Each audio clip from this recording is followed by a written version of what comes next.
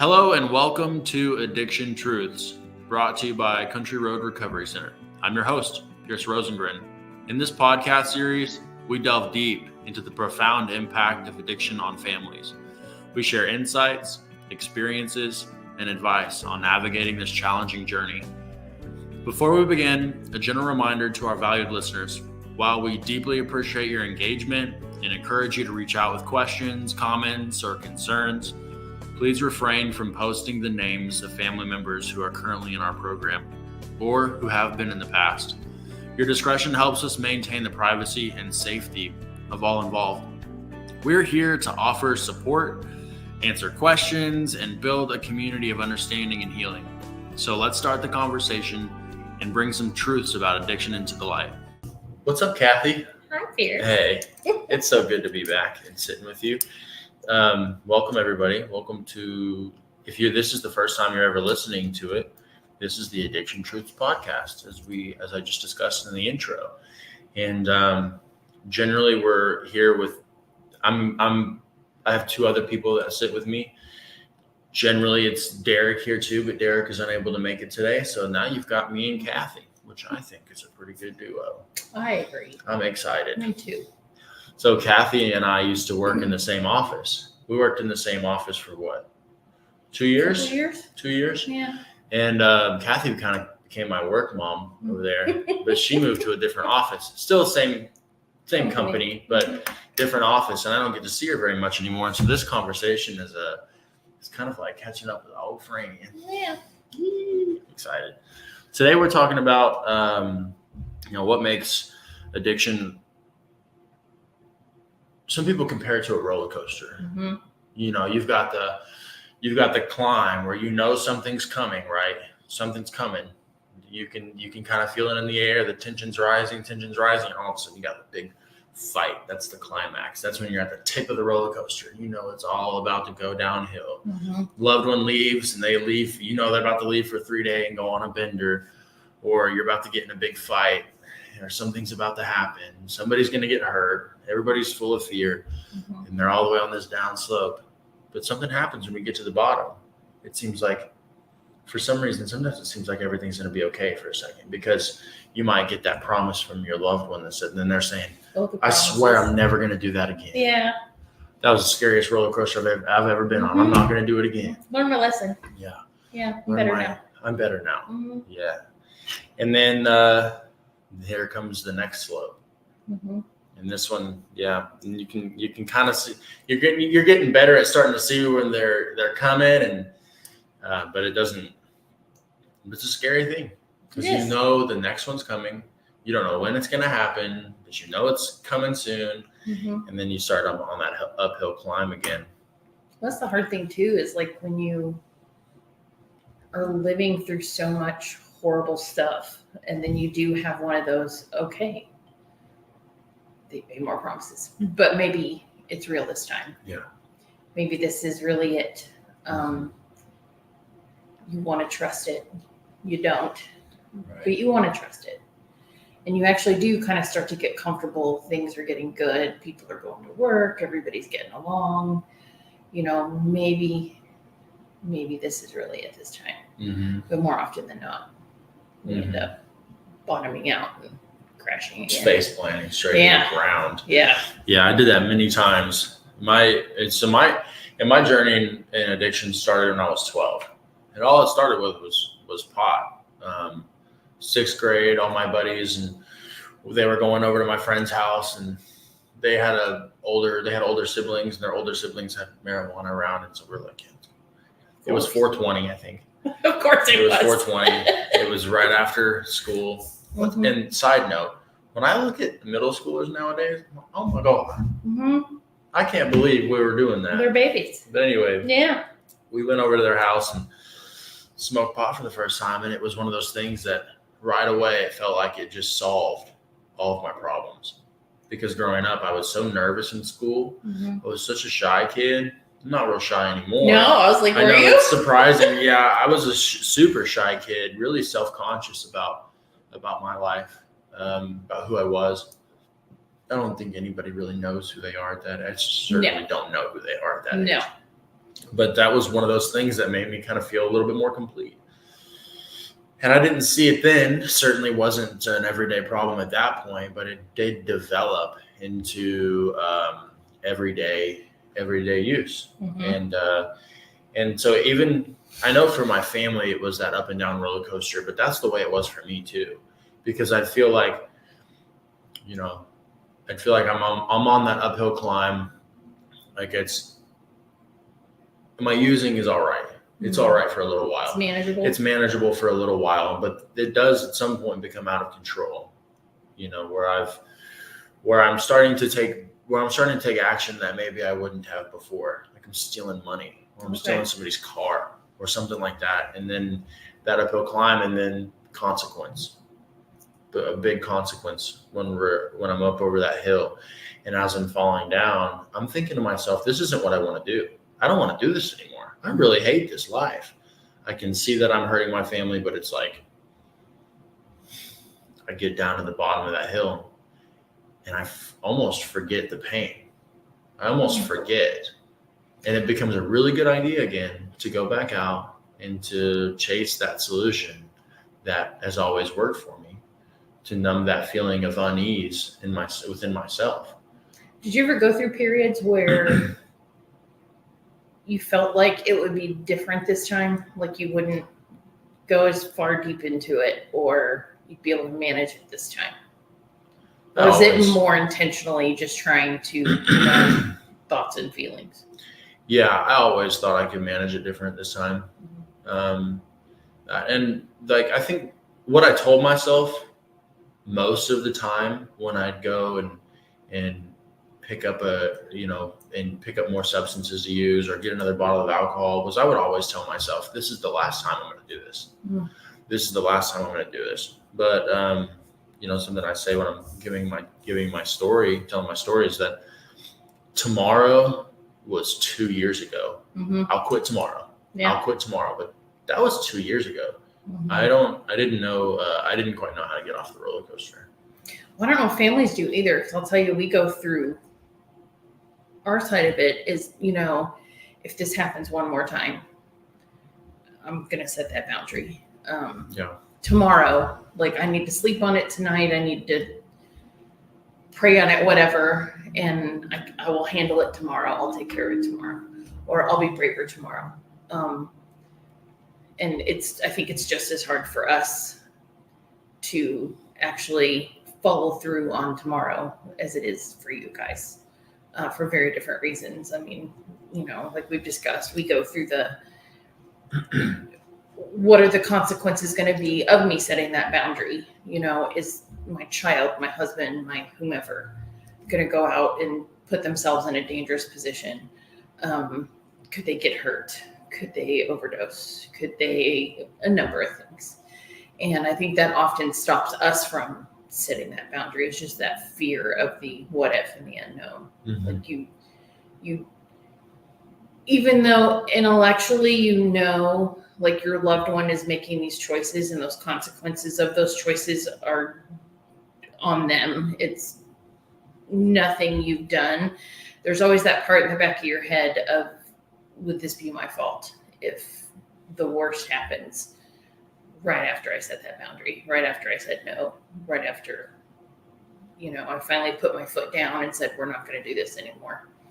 So I think it's just as hard for us to follow through on the tomorrows.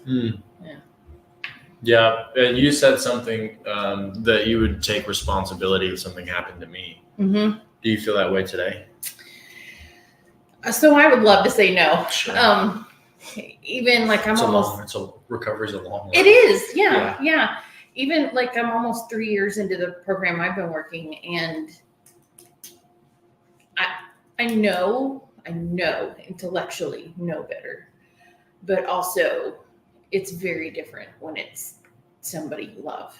And I literally was having this conversation with one of our coworkers the other day, and I was like,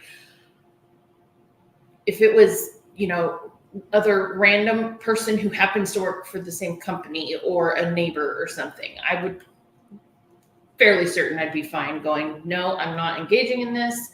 I'm not helping you in this. I'm not giving you money. I'm not giving you rides, whatever the things are. I would love to say, if it was you or somebody else here or a member of the family, that I would be able to do that. But honestly, I'm not sure. I think initially, yes. Yeah, maybe initially. But yes, but the more sitting on it, that just because you're working on a program, just because you know better, doesn't mean those thoughts and feelings aren't still there. And so it's learning how to be okay with them and reminding yourself that it's not actually your fault, your responsibility, that you can't control, as much as we love to try to control our people and our things. So now, like because you've been in the program for 3 years, I know that sometimes it may feel like it's your fault, but is it actually? No. Yeah. In the end, it comes down to the only person you can control is yourself. Which is hard to believe and hard to say, because I tell you, like, we spend a whole lot of time keeping an eye on you guys, which I know you all love, but trying to keep you safe and alive. Giving excuses to family, jobs, the neighbors, church, whatever. Keeping an eye on bank accounts. Checking pockets, checking phones, all the things, just so we can that'd be a lie. I was going to say not to bust you on things, but sometimes we're going that route too, because I can prove you've been lying and look, I caught you. That solves nothing, by the way. But we spend so much time, thinking if we keep an eye on you and everything you're doing and what money you have and where you're going, that we can keep you safe. And if I drag you into enough conversations or arguments or can throw enough guilt at you or what have you, that I can make you see the light and stop it and behave and get better. Yeah.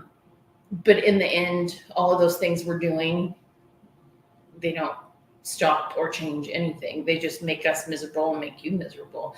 And, one of our people close to us, I heard him talking once, and it's never occurred to me, but he talked about how all the guilt and shame that people have thrown at him over the years, all it's done is increase that in him and made him feel worse and make him want to go out and use and drink more.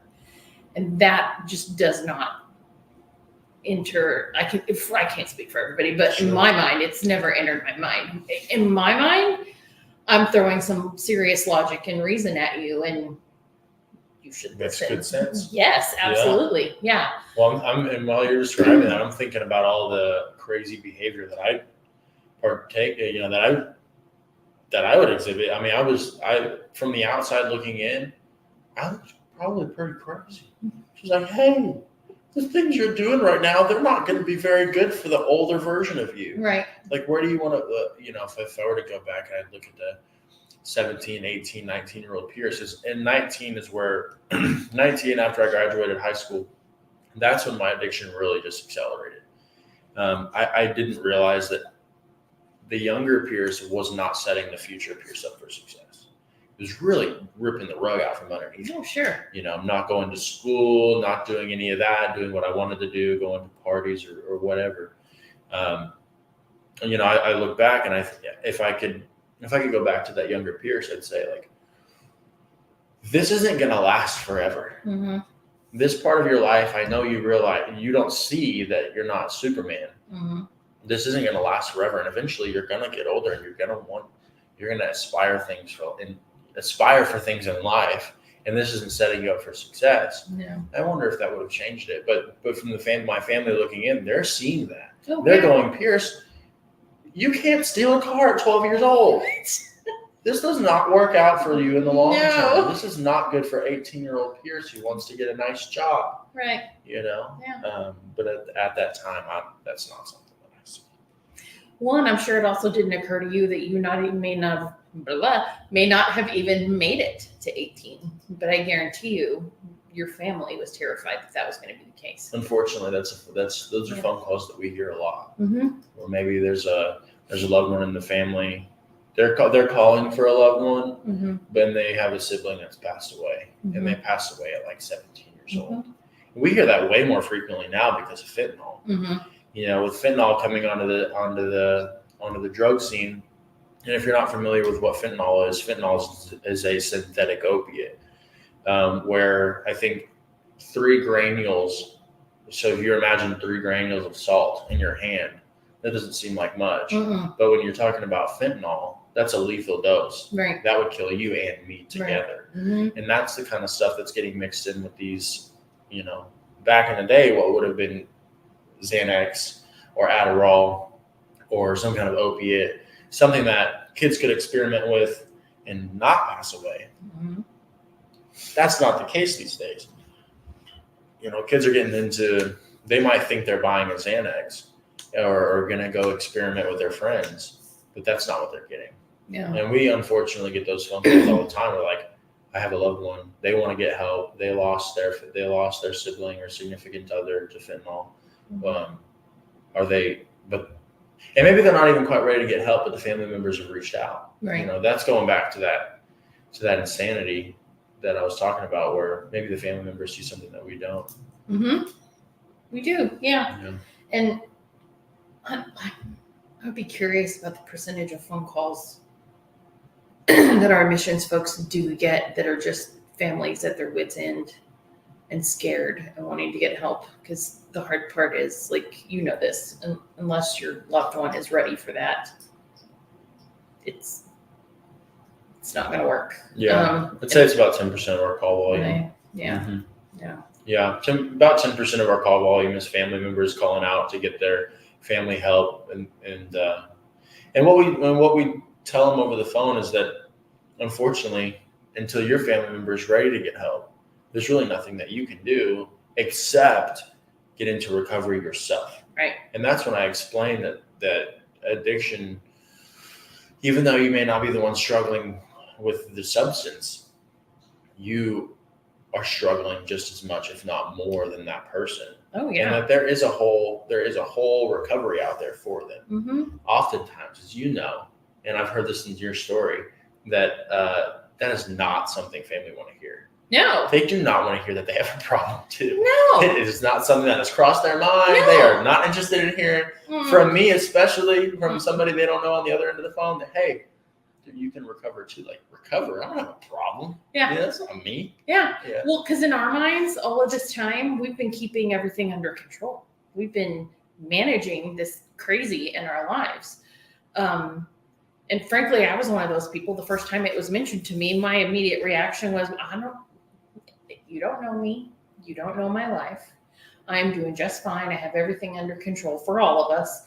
And also, I didn't do anything wrong. Why do I have to go to meetings? That's total nonsense.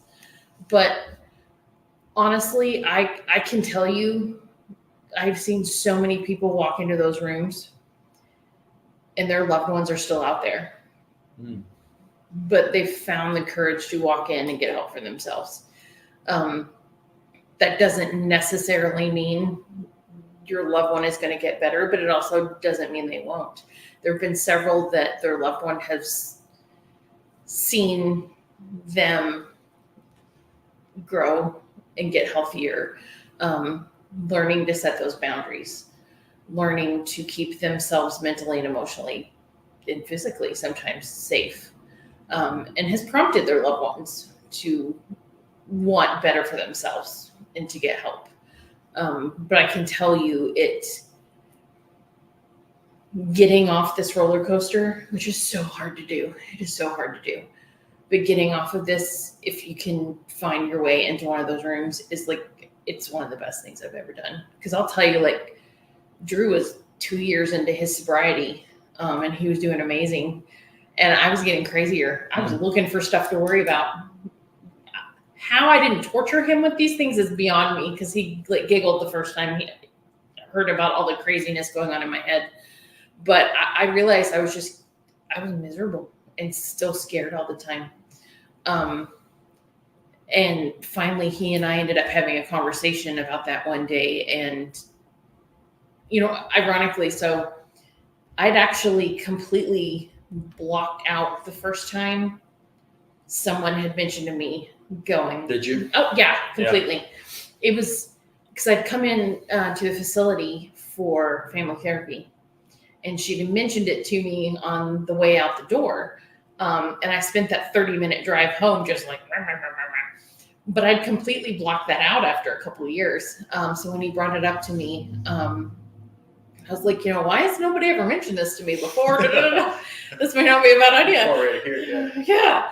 And he's like, do you not remember wanting? But yeah, suddenly that all came back to me. But it was scary, like, having to pick up that phone and call somebody and admit to a total stranger that I was nuts and scared and didn't know what to do. Nobody wants to admit weakness, especially, like I said, when you think you've been keeping all this stuff not completely under control, but to some degree. In our minds, we're managing everything. We're exhausted and we're tired and terrified and angry and resentful, but my loved one's not in jail, or my loved one's still alive. Mm-hmm. They still have their job, barely. Barely. It's only because I woke them up in the middle of the night, taking them to work. Exactly. Yeah. But yeah, it makes no sense. We're not the ones out drinking and drugging and blowing all the money in, so it's hard to admit that you actually need to go and get help. Not to mention, it feels really selfish. Like, we have spent so much time, again, just trying to take care of everybody else, that it feels really selfish that you're actually taking time away from that to do something for yourself. That's a really interesting point of view. It feels really foreign. Yeah. Yeah. Does it? Yes. This was, well, especially I can imagine because you've been, taking action to help somebody else for so long that when it's finally time to be like, well, what do I want? Right. What do I need? Yeah. Especially if you're super family oriented and that you pour everything, your soul into this family, into your family. You just pour your soul into them. Yeah. And then, you are confronted with that hard wall of, well, I'm not okay anymore. Right. Right. What do I do for me? Right. Yeah. Well, you were saying, what do I want? What do I need? And the funny thing is like myself, you spend so long pouring into everybody else that you actually forget not only to take care of yourself, but who you are, what you want in life, what you like. Like, I remember a couple years ago at the facility, we did that like Dirty Santa thing. And those who wanted to could fill out this list of like your favorite food, your favorite restaurant, your favorite drink, what have you. And I don't even think I was a year into my program at that point, but everybody was turning those into me, and I had grabbed one and I looked down at this thing and I was broke down in tears sitting in my office. Goes like, I don't know the answers to any of these. Like, I don't know myself anymore. I cannot tell you what my favorite coffee is. I can't tell you what my favorite restaurant is, but anyone important to me in my life, I could go get your exact drink order at Starbucks. I could go into a restaurant and pick your favorite dinner. I could walk into a mall and go pick you an outfit that you would love. But I couldn't tell you any of those things about myself, because part of this roller coaster, you're so busy, focused on your loved one who is sick, that you completely forget yourself. You lose yourself completely. And I can't tell you how many like men and women in my program, you can see when that realization hits. I don't think a lot of people even realize it. I didn't realize it till that moment, but it's been talked about several times in meetings since then. And you can see people's faces when somebody else talks about it and they're like, wow, I didn't even realize. I have no idea what I want. Or have a desire to do. Yeah. Like, I'm not great at the choices anyway. I'm literally that person you're like, when do you want to go eat for dinner? I don't care. It's up to you. Let's go. Yeah, I am not going to pick that. This day. I'm just still looking forward to the good time. Exactly. But if if somebody was just like, hey, I'm going to get whatever, I actually learned to have just some standard answers for those things because I didn't know the answers to them. So I would have standard, like, if somebody asked me that question, I would just have something I could pop off just so I could give you an answer. Because the other alternative was, and I don't know, spiral, which is not fun for anybody. It's all we need is a breakdown at work because I don't know what I want for lunch. But it's funny how it's funny now, but it's funny how you don't even realize that. And then suddenly you're like, gosh, I've completely lost myself because I've been focused on everybody else. And that's just one of many consequences. Many. Yeah. One of many consequences. I went to a really cool meeting this last week, and we were talking about, so I work a 12-step recovery program, and step 4 is we make a moral inventory of ourselves. We inventory our resentments, we inventory our fears, we inventory the conduct that's hurt others, we inventory our whole lives. We take a deep dive into what into who we are and who we haven't been. And the focus is to find out how our actions have hurt others, right? And then step 5, we admit those to God, to ourselves, and to another human being. Well, that the topic of the conversation was a really good way. The power of confession. The power of confession for me up to this point has been a really great way for me to reconnect with God, to reconnect with myself. And when I say connect with God, I mean just reconnect, recenter my life where I feel like I'm okay. Right. If I can get secrets that I'm holding on to or resentments that I'm holding on to out and get another person's perspective, it can generally tether me back into who I am and what I like. But the topic of the discussion was that isn't enough to sustain long-term recovery over a period of 5, 10, 15, 20 years. And so we have to learn steps 4 and 5 are great to maintain recovery and get what I'm talking about in the short term. But when you're talking about long term, we have to dive into steps 6 and 7. And 6 and 7, gosh, my sponsor would be so mad at me because I don't know 6 and 7 off the top of my head. But basically what it is it's analyzing the character defects that are within those things that have caused me to hurt other people: greed, selfishness, self-centeredness, fear. Most of the time is the underlying character defect that makes me take action that hurts other people, right? Because I'm afraid that I'm not going to get what I want, I'm afraid that I'm not going to get what I think I deserve. I'm afraid I'm not going to get what I want. I'm afraid I'm not going to get what I need. And so I take action to make sure that those things happen. And it's a snowball effect, and I end up hurting people in the process. And then I have to go clean that up, make amends for those things. But what they were talking about was how we will learn to see our character defects when they pop up. And I thought that was cool. Yeah. And it's something that can maintain long-term sobriety is learning your character defects. It's learning what behavior you project when you're afraid, or what behavior you project when you're mad or sad or whatever the case may be. And then, finding that fellowship that I can take those character defects to and saying, hey, this is what I'm struggling with right now. What do you think I should do? That's something that I'm certainly not self-aware enough most of the time to realize that I'm even doing anything that hurts others, or that hurts myself, that hurts future Pierce, like I was talking about earlier. But there are people in my life because of the recovery program that we work. You have those people in your life too these days, where they can stop us and give us a whole different perspective on what we're struggling with. And that can open up our minds to like, oh, that's not the path I have to take anymore. Right. I can take this path. Yeah. This path that doesn't involve hurting others, or that doesn't involve getting angry or whatever. One of the things I want to touch on, I wrote this down. It's something I heard you were saying was, how do I feel about my addiction today?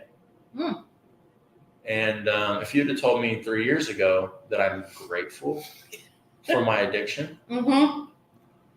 I would have been like, what? Mm-hmm. Grateful for the things that have hurt me for so long. Right. But I am grateful today. And the reason that I'm grateful is because it has given me a whole new lease on life. Mm-hmm. We get our interesting, I think the family and the loved ones struggling, we struggle with the same things. Absolutely. They just look different, Yeah. right? They just look different. Mm-hmm. So we struggle with a lot of the same things. But I'm grateful for my addiction today because I feel like I have a whole different life. Mm-hmm. Where I had one life, that's my past life. Mm-hmm. I've gotten to live two Mm-hmm. lives. That's my past life. This is my current life. Mm-hmm. And I almost feel like I get to step out onto a new stage and explore life in a way that I haven't been able to before. And that's something that recovery, that's something that my addiction gave me. Mm-hmm. And I didn't realize it at the time, but God was working in my life in a way back then that was going to prepare me to have the future that I have today. Mm. The level of gratitude that I have in my heart today for even just the small things Mm-hmm. is because I experienced those really hard things in the past. Right. You know, and how cool is that? Oftentimes I have no idea what I really want. And then I think I know what I want. What did I write? I think I know what's best. Yeah. I think I know what's best for my life. And so I will create all these expectations of what I want and what I need.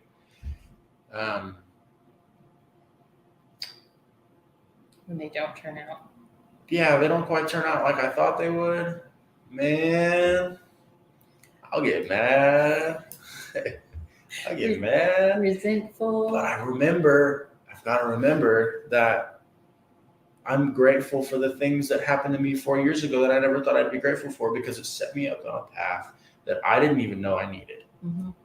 And so things that have seemed like that they were the salt of the earth, Mm-hmm. those ended up blossoming into the most beautiful flowers and trees that I have in my life today. Oh, that's nice. Weird. Yeah. Weird how that works. Yeah. Well, it's funny, you were talking about, I remember when I first got into my program, and my sponsor would, anytime she was going to anything for either side of the programs, she's like, come on, we're going, and picking you up, getting in the car, let's go. So I'd go with her to all kinds of events.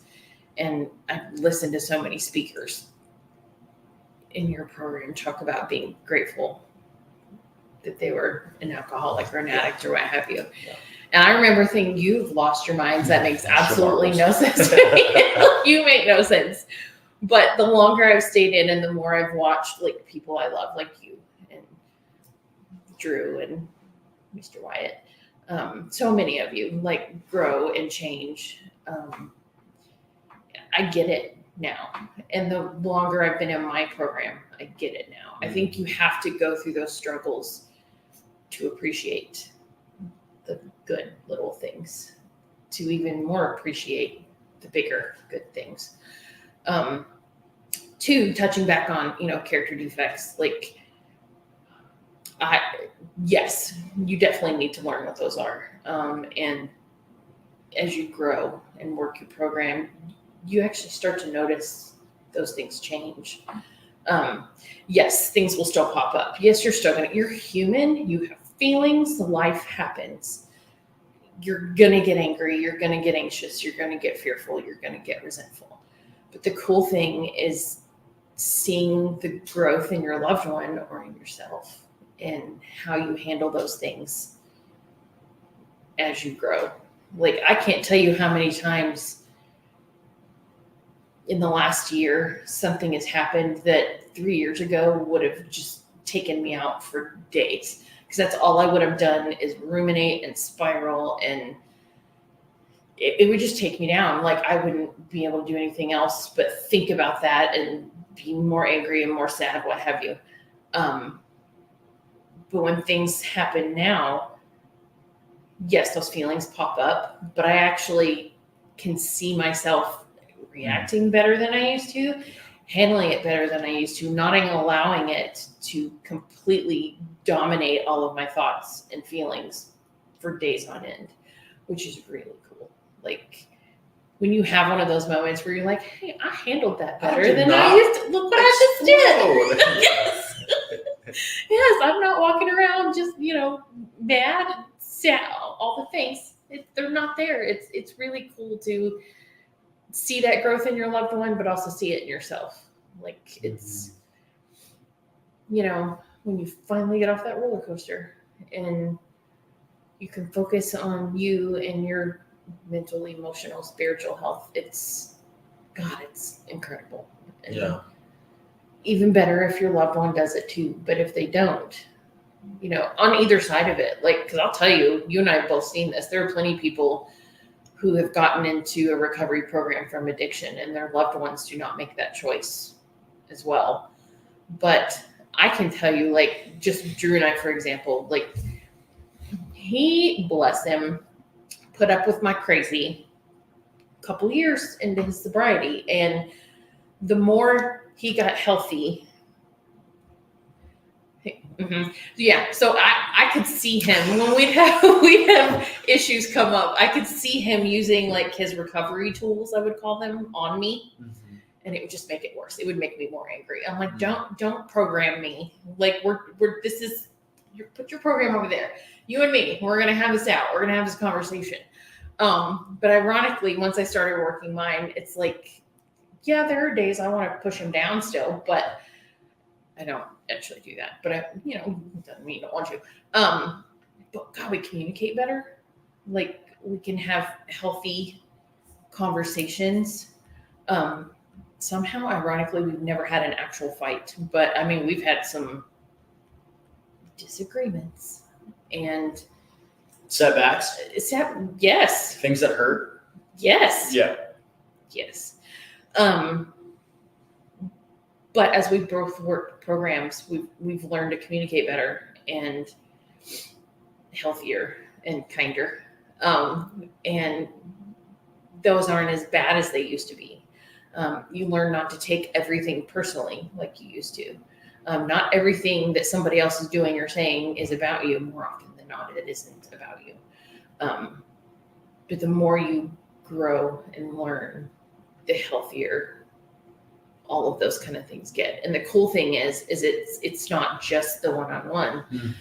It branches out into your entire life. When you have a coworker that you're just not loving today, you learn how to handle that in a healthier manner. If there's somebody being a little precious at the grocery store, you learn to just stay out of it or handle that healthier. It really bleeds into your entire life. Which is really cool. Like I'm not out hollering and cursing at people while I'm driving anymore, which is nice. That's funny that you say that. I haven't said a bad word to another driver on the road in a while. Really? But the other day, talk about some character defects. Right. I got cut off on the highway or something where I was going to make a turn into like Walmart or something. And they made a move that upset me, and I got mad, and I threw the middle finger up. Yeah. I did do that. Yeah. And then I put it back down. I was like, Pierce, that's not okay to do that. Right. And and so another thing that recovery has given me is just like we're talking about step 6 and 7, analyzing and recognizing your character defects. I realized in that moment that I took behavior that was some old behavior. It came back. I recognized it. I immediately took action to stop doing what I was doing. And then I turned my thought pattern over to how can I help that person? Is there anything that I can do to help that person? And in that moment, no, there wasn't. They were on the road. But what I did do is I backed off of them a little bit. I backed off of them. I wasn't so close to them, and it changed my thought pattern about it. Especially when I said to myself, what can I do to help that person? Something weird happens when you take that something really magical happens when you take that perspective. When you can see in the moment, hey, whoa, this is pump the brakes here. That was not okay of me to do that. What can I do to help that person? And it changes that, because we're not promised. Recovery does not promise us that all of our problems are going to be solved. No. It just gives us a solution to those problems. Tools to use. It gives us tools to use. Yeah. Spiritual in nature, the tools are. Yeah. And so when I can recognize that and turn it back to service, how can I service that? How can I help that person? It really the goal is to be a servant. But ultimately what happens when I become that servant is that I'm helping myself. Oh, yeah. I'm helping myself, Yeah. I like that. Yeah. Yeah. Just came up with it all on my own. I'm Just kidding. I did not come up with that on my own. Yeah. I remember watching several of you guys like over the last few years, and when something bad would happen, watching you guys. Yes, it's not yay, but you're able to turn that sort of stuff around and go, okay, this is not awesome, but it could be worse. What am I supposed to learn from this? Yeah. Okay, I'm clearly not going to enjoy this, but there's a reason. This happened for a reason. What can I learn from it? And maybe there's even something I could be grateful for in this. I may not be getting what I want or doing what I want or something. I mean, bad things happen. It's life, and it goes on, and we cannot control the entire rest of the world. So when those things happen, what can I learn from it? And is there something I can be grateful for?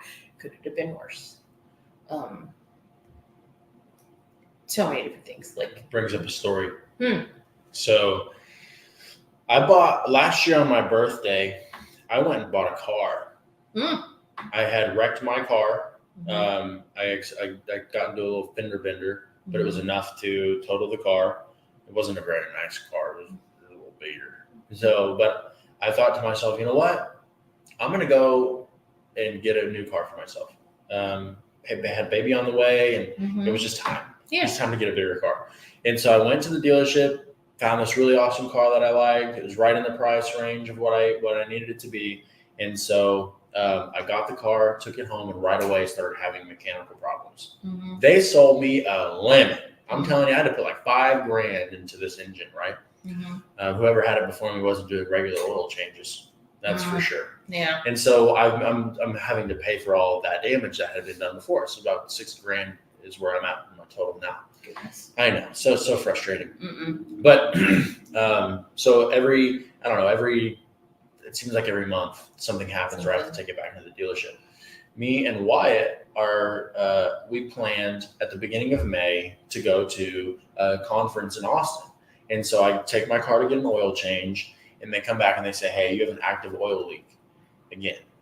And so I'm like, dang it, I'm about to go on a trip with this thing. I'm just going to set this car on fire at this point. Yeah, at this point, I took it to the dealership. I didn't react this time. I kind of knew it was coming. I just thought to myself, you know what? Maybe there's a reason for this, right? And so I took it to the dealership, and they put me in a really cool loaner. Nice. And they said, go ahead and take it to Austin. We're not going to charge you for the loaner. We'll look over your car, see what's going on with it. And by this time, they've been working on my car for a while. They know me. They're familiar. This dealership is like my second home at this point. And so I know them by name. And I was just like, okay, thank you. Appreciate it very much. And so they took my car back. I took the loaner. Me and Wyatt ended up having a wonderful time in Austin and driving around in this brand new Honda Accord. Super cool car. And we're just feeling pretty good about that. And so I take it home. I get to the dealership, and they're like, "There's no charge for the service that we went ahead and changed your oil. We one of the problem was because a mechanic didn't tighten a bolt right, and you were leaking a little bit of oil. And we also found a hole in your tire, and so we patched it up." And I thought, there it is. There's the reason why, there's, I don't even call them coincidences anymore. I think of them as like divine intervention. And so me taking that and me not reacting initially when he told me about my oil, I was just like, you know what? I'm going to just take the next right action. I'm going to take it to the dealership. I'm going to have them look over it and see what's going on with it instead of just riding it through. And they ended up finding a hole in my tire. And I don't know what could have happened. Me and Wyatt drove over 1,000 miles in that trip. I don't know what could have happened with that tire. It could have blown out on the highway when we were all the way down in Austin, and I had no idea what to do. Or something worse could have happened. Yeah. And so when things happen in my life today that are like that, so frustrating. I mean, I've spent so much money on this car. Why isn't it fixed yet? Right. I could have reacted poorly. But on the back end of it, I can look back and I can say, for one, I didn't react out of character defects, and also there was maybe something could have happened different. And I wasn't aware of that. The God of my understanding that I have today, he was aware of that. And then he made sure that it didn't happen. And so these things in our lives that we initially take as something that's bad, we don't know. We don't know.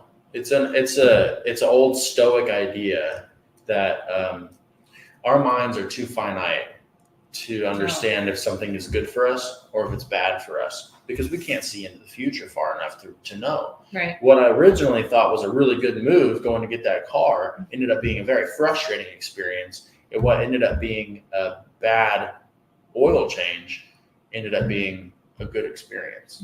And so I just never know. I never know. And that's something that I've gained in hindsight, looking at my addiction, that I just don't know what's coming in the future.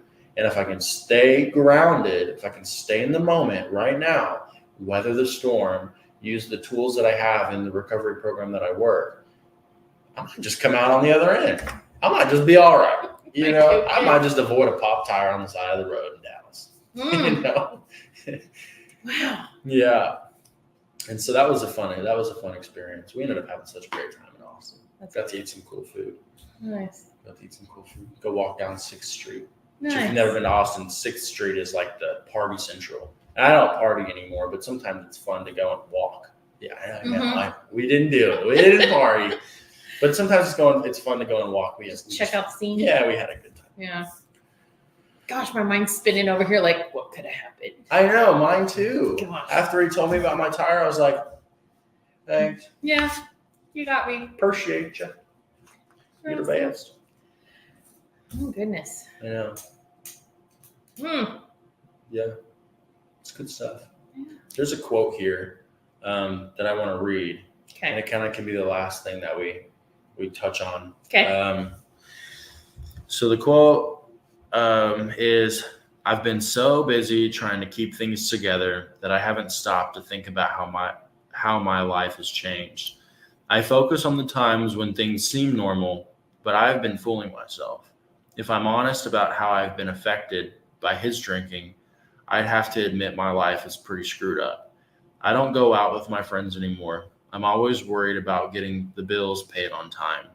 What about the lies I have to tell my family to get out of holiday gatherings? I think that circles, that really comes back and circles to what we've been talking about. The loss of, maybe we don't realize it at the time, but when we have somebody in our life that's struggling, because I have people in my life too. Not only do I work in the recovery industry, I also have people in my life that I love very much that are family members of mine, or very close friends that are struggling with addiction. And we don't, and so, we don't realize it, but that can take our peace. That can completely take our peace. Yeah. We have to worry about things that we wouldn't have normally had to worry about. And it sounds like this nice lady, she's realizing that for her to admit that her husband has a problem is to admit that she also has a problem. Yeah. And that's hard. Yeah. That's hard. Yeah. You literally, like we talked about earlier, you get so focused on trying to keep your loved one safe, alive, just okay to some degree. You don't even realize that is all you're doing all of the time. You know, the funny thing is just, I don't know why this reminded me of that, but I had like this Gmail account that I had opened 4 or 5 years ago. 3 or 4 years ago. That's not the point. Anyway, I'd opened this Gmail account and then I clearly used it for a short period of time, but then hadn't touched it for obviously quite a while. And I needed one for something I was doing online, and I didn't want to use one of my regular ones because frankly, I'm too much spam mail. So I was like, hey, I have this old Gmail account. I'll see if I can get back into it. And so I did, like, got in, used it for what I needed, and started getting, because I'd done it on my phone, I started getting like emails to it, which was spam nonsense. But for whatever reason, I logged in and was looking at one of those emails one day, and then I popped out of that and looked at the calendar. I don't know what made me look at the calendar. I hadn't put anything on it, but I started looking at the calendar and scrolling through it, and there was like repetitive reminders in there for certain things. And as I looked through them, they were all about other people. Like, make sure you remind somebody to do this every month. Remind somebody else to do this, remind somebody else to do that. And today, I'm well aware that you all are grown. Y'all are grown people. You're responsible for your own stuff. It is not my place to mother you, even though I'm really good at it. But it's not my place to mother you and remind you, that you need to pay your rent or order your meds or what have you. But scrolling through this calendar, I was like, I was a mess. I'm still a mess, but different kind of mess. But I was a mess. Like everything, none of those, not one of them was about me. All of those was me thinking I was taking care of other people and making sure they were doing what they needed to be doing. And it was sad to a degree, but it was also cool in a way to find, because I realized I don't do that stuff anymore. I'm not making myself crazy with that stuff anymore, and I'm not making my loved ones crazy. I'm not causing someone else to think that I don't think they're capable of handling their own stuff. And just coming across that has helped me kind of see my growth and their growth, and see that, back to gratitude, be grateful that I'm not like stuck on this roller coaster anymore. I still, like yourself, I have people I love in my life that are still out there doing this thing, but I've been able to come to the point where, yes, I love you.